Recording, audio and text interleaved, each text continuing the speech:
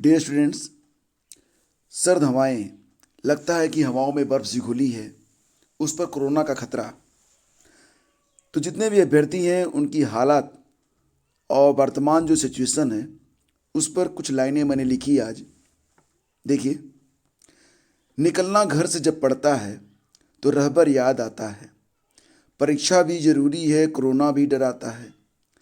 जिंदगी यूं तो मुश्किल है तेरी चालों को भांप पाना। जिंदगी यूं तो मुश्किल है तेरी चालों को भांप पाना। माँ कहती है घर बैठो, पर मुश्किल है रुक जाना। हालात देख कर मैं आगे चला ही जाता हूँ। लड़ूंगा जंग मैं तब तक जब तक जीत ना जाता। लड़ूंगा जंग तब तक मैं जब तक कि जीत ना जाता। नमस्कार दोस्तों, स्वागत है आप सभी का स्टडी विद ज्ञान प्रकाश में। तो आज 18 जनवरी है। आइए शुरू करते हैं आज के दैनिक रोजगार समाचार। तो शुरुआत करते हैं यूपीटीईटी परीक्षा से। तो यूपीटीईटी की परीक्षा जो कि 23 जनवरी को होने वाली है, इसकी तैयारियां अब लगभग पूरी हो चुकी हैं। तो अगर अभी भी आपके मन में कोई डाउट है कि परीक्षा 23 को नहीं हो रही है तो निकाल दीजिए। बिल्कुल खुल के तैयारी करिए और उन प्रश्नों पर फोकस करिए जो कि बार बार रिपीट हो रहे हैं। टॉप 100 सीरीज़ एक मैं आपको देने वाला हूँ। तो फिलहाल देखो, समय कम मिलता है, ऊपर से नौकरी भी करनी पड़ती है, आप लोगों के लिए भी समय निकालना पड़ता है। तो जो मतलब जितना समय आपको मिलना चाहिए उतना पर्याप्त समय नहीं बचता है। फिर भी मैं पूरी कोशिश करता हूँ कि आपके लिए जितनी भी इम्पोर्टेंट स्टडी मटेरियल है वो आप तक पहुँचा दिया जाए। तो इसके लिए अब मैं कोशिश कर रहा हूँ कि आपको हर टॉपिक पर कम से कम 100 बहुत ही महत्वपूर्ण प्रश्नों की एक सीरीज प्रोवाइड की जाए, क्योंकि समय बहुत कम बचा है, ये मुझे ज्ञान है। तो फिलहाल फ्रेंड्स, अब यूपीटीईटी की परीक्षा जो कि 23 जनवरी को होने वाली है, तो अब इस परीक्षा की तैयारी जितने भी अभ्यर्थी कर रहे हैं उन्हें अब रिवीजन पे ज़्यादा फोकस करना चाहिए। कोई भी फैक्ट जो आपको याद ना हो रहा हो उसको बार बार रिवाइज करिए। यूपीटीईटी की परीक्षा 2 पालियों में होगी, ये तो आप जानते ही हैं। पूरे टाइम टेबल से आप लोग परिचित ही हैं। अपर मुख्य सचिव गृह अवनीश कुमार अवस्थी ने कहा है कि यह परीक्षा जिला स्तर पर जिलाधिकारी की अध्यक्षता वाली समिति तय परीक्षा केंद्रों पर आयोजित कराएगी। प्रत्येक केंद्र पर 2 स्टेटिक मजिस्ट्रेट होंगे जिनकी देख रेख में पूरी परीक्षा होगी। उत्तर पुस्तिकाओं को कोषागार से प्रत्येक परीक्षा केंद्र पर सुरक्षित पहुंचाने की जिम्मेदारी डीएम द्वारा नामित सेक्टर मजिस्ट्रेट और डीआईओएस की होगी। तो पूरी तैयारियां पुख्ता कर ली गई हैं। और देखिए फ्रेंड्स, अब एसएससी के बारे में बात करें तो एसएससी ने स्थगित कर दी है परीक्षा। तो देखिए, यहाँ पर चरण 9 की 2 से 10 फरवरी के बीच होने वाली जो परीक्षा थी उसको स्थगित कर दिया गया है।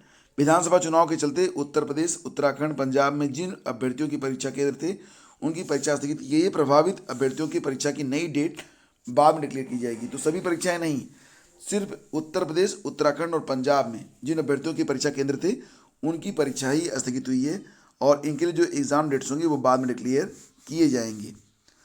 और सीमा सुरक्षा बल बीएसएफ में कुल 2,788 पदों पर कांस्टेबल की भर्ती होने वाली है। इसमें स्वीपर, पेंटर, इलेक्ट्रीशियन इत्यादि के पद होंगे।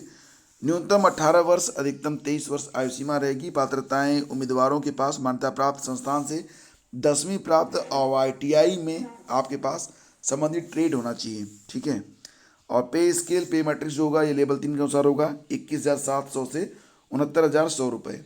ऑनलाइन आवेदन आप 1 मार्च तक कर सकते हैं। वेबसाइट है rect.bsf.gov.in। आगे बढ़ते हैं।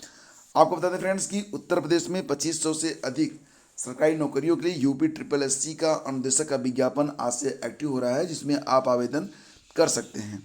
तो कुल मिला के 2500 से अधिक पद हैं। एग्जैक्टली अगर देखा जाए तो 2504 पद हैं और इसके लिए जो आवेदन की प्रक्रिया है वो शुरू हो रही है आज, यानी कि 18 जनवरी से। 6 जनवरी को इसके लिए जो सूचना थी जारी हुई थी। 8 जनवरी को आचार संहिता लागू हुई थी, उसके पहले ही सूचना जारी कर दी गई थी। तो कुल मिला के 2504 पदों पर आज से आवेदन शुरू हो रहे हैं। आप UP.SSC.gov.in की वेबसाइट पर जाकर आवेदन कर पाएंगे। आयोग ने उम्मीदवारों से 8 फरवरी तक आवेदन स्वीकार किए जाने की घोषणा की है और 25 रुपये का आवेदन शुल्क आपसे लिया जाएगा। अगर आपने पीटी की परीक्षा पास की है या पीटी का सर्टिफिकेट आपके पास है तभी आप इसमें आवेदन कर पाएंगे। ध्यान रखिएगा, जो एलिजिबिलिटी है वो है हाई स्कूल पास, साथ ही रिक्तियों से संबंधित ट्रेड में उम्मीदवारों को ट्रेड सर्टिफिकेट प्राप्त किया होना चाहिए। तो इस पर एक विस्तृत वीडियो मैं आपको शीघ्र ही उपलब्ध करवा दूंगा दोपहर तक, ताकि आप समझ पाएँ कि कौन कौन से लोग इन अनुदेशक के पदों पर आवेदन कर सकते हैं। उम्मीदवारों की आयु 1 जुलाई 2022 को 21 से 40 वर्ष के बीच होनी चाहिए और राज्य के आरक्षित वर्गों के उम्मीदवारों को अधिकतम आयु सीमा में 5 वर्ष 3 वर्ष नियमानुसार छूट भी है। तो यूपीटीटी के बारे में आप जान ही रहे हैं। यूपीटीटी की परीक्षा की आँच में कहिए या यूपीटीटी की व्यस्तता कहिए, जो कुछ भी कहिए, जूनियर शिक्षक भर्ती के लिए अभ्यर्थी जो हैं परेशान हैं। जूनियर शिक्षक भर्ती को लेकर कि जूनियर शिक्षक भर्ती में जो फाइनल मेरिट है कब तक आएगी, उनकी नियुक्ति कब तक होगी, लेकिन इसके बारे में कहीं से भी कोई सही और सटीक जानकारी प्राप्त नहीं हो रही है। कोई कुछ कहता है तो कोई कुछ कहता है और कई बार जो स्टूडेंट्स हैं वो जा चुके हैं आयोग में भी, आयोग से भी कोई सही और संतोष देने वाला जवाब प्राप्त नहीं हो पा रहा है। फिलहाल यूपीटीटी के बाद ही इस भर्ती की रफ्तार पकड़ने की उम्मीद है। और अभी कुछ दिनों पहले किसी ने पूछा था कि क्या जूनियर शिक्षक भर्ती परीक्षा जो है ये जनवरी में पूरी हो पाएगी, तो इसकी उम्मीद ना के बराबर है। फरवरी में पूरी हो जाए तो यही बहुत बड़ी बात है। तो कुछ बातें मैं आपसे पर्सनल करता हूँ, उसको ऑफिशियल मत माना करें। जैसे कि ये बात मैंने आपसे कही कि जूनियर शिक्षक भर्ती परीक्षा कब तक पूरी होगी, तो इसकी उम्मीद जो होगी ये तो फिलहाल जनवरी में तो नहीं हो सकती, फरवरी में पूरी हो जाए तो बड़ी बात है। और इसी क्रम में आगे बढ़े तो एक खबर और भी है कि कोरोना प्रकोप के बावजूद उत्तर प्रदेश लोक सेवा आयोग ने वर्ष 2021 में कई सारी भर्तियां निकाली और हर भर्ती को समयबद्ध तरीके से पूरा भी किया। इसमें काफ़ी भर्तियां ऐसी हैं जिसमें योग्य भर्ती न मिलने के कारण सीटें भी खाली रह गईं, नई सीटें भी जुड़ गईं और अध्याचन भी प्राप्त हो गया, लेकिन नई विज्ञप्ति अभी तक जारी नहीं हुई है। तो इसको लेकर अभ्यर्थी कई बार मांग कर चुके हैं कि फटाफट जो है नया विज्ञापन जारी किया जाए। फिलहाल तो यूपीपीएससी सबसे पहले अपना कैलेंडर जारी करेगा, कैलेंडर के बाद ही नए विज्ञापन जारी होंगे और नए विज्ञापन जारी होने वाले हैं। और मुझे उम्मीद है कि बहुत जल्दी आपको यूपीपीसीएस का नोटिफिकेशन देखने को मिलेगा। एपीएस भर्ती के लिए भी नोटिफिकेशन आपको देखने को मिल सकता है। एल टिकट के बारे में बात करें फ्रेंड्स, तो एल टिकट के लिए भी विज्ञप्ति जरूर जारी होगी, इसलिए आप लोग तैयारी करते रहें। एल टी ग्रेड में आपने देखा होगा कि पिछले साल कई सारे विषयों में उपयुक्त अभ्यर्थी ही नहीं मिले, कट ऑफ को ही क्रॉस नहीं कर सके थे। और पिछली बार जो एल टिकट परीक्षा हुई थी उसमें 30 प्रश्न जो जीएस के पूछे गए थे उसमें 15 प्रश्नों को हल करना भी बहुत ही मुश्किल हो रहा था। तो एल टिकट के जो अभ्यर्थी हैं वो जीएस को हल्के में ना लें, खासतौर से करंट अफेयर को नोट्स बनाते रहें या फिर स्टडी ज्ञान प्रकाश यूट्यूब चैनल पर आकर अपनी तैयारी करते रहें। यहाँ पर आपको करंट अफेयर के साथ साथ नोट्स भी प्रोवाइड करवाए जाते हैं, ठीक है। तो फिलहाल कई सारी भर्तियाँ हैं जो कि आपकी स्क्रीन पर हैं और इन भर्तियों को साथ ही साथ नई जो अध्याचन प्राप्त हुए उनको जोड़कर नए विज्ञापन जारी करने की मांग लंबे समय से अभ्यर्थी कर रहे हैं। एल टिकट 2018 में ही कुल लगभग 3241 पद रिक्त रह गए। पीसीएस में 19 पद, पीसीएस 2020 में 11 पद, आरओ 2016 में 43 पद, सहायक सांख्यिकी अधिकारी में 15 पद, जेई में भी 480 पद, अर्थ और संख्या निरीक्षक सहायक विकास अधिकारी नियोजन में 231, एलोपैथिक चिकित्सा अधिकारी श्रेणी 1 में 311, डेंटल सर्जन के 60, एलोपैथिक चिकित्सा अधिकारी आरक्षित श्रेणी के 33 और राजकीय मेडिकल कॉलेज के तहत आचार्य रेडियो डायग्नोसिस के 23 पद तक खाली रह गए और इन पदों को भरने की मांग हो रही है। 69,000 सहायक अध्यापक भर्ती मामले में हाई कोर्ट में एक कैविएट और दाखिल हुई है, एक याचिका और दाखिल हुई है। इस मामले में भी जल्दी सुनवाई होगी। दूसरी तरफ मामले में कैविएट यानी कि अग्रिम सूचना भी दाखिल कर दी गई है। कोर्ट सुनवाई के बाद ही आगे की कार्रवाई करेगी। कैविएट का मतलब होता है कि इस संबंध में अगर कोई सुनवाई होती है तो उसकी सूचना हमें पहले से प्रोवाइड करवाई जाए।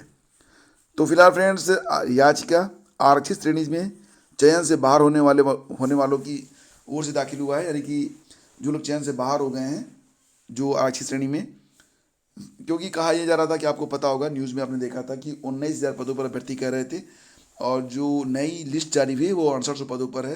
तो जो अभ्यर्थी बाहर हो रहे हैं उनकी ओर से याचिका दाखिल हुई है और मामले में चयनित अभ्यर्थी प्रशांत कुमार की ओर से कैविएट दाखिल हुई है कि अगर इस पर सुनवाई होती है तो उन्हें भी सूचना मिलनी चाहिए।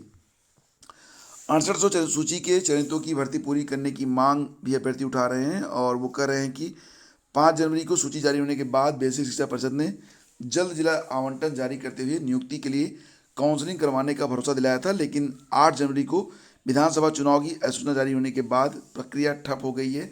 चौथी सूची की चयन प्रक्रिया अब शीघ्र ही पूरी कराई जाए। तो फ्रेंड्स, ये थी आज की पूरी अपडेट। और देखिए फ्रेंड्स, अगर आप इस चैनल पर नियमित आते हैं तो आपका बहुत बहुत धन्यवाद। पहली बार है तो बहुत बहुत स्वागत।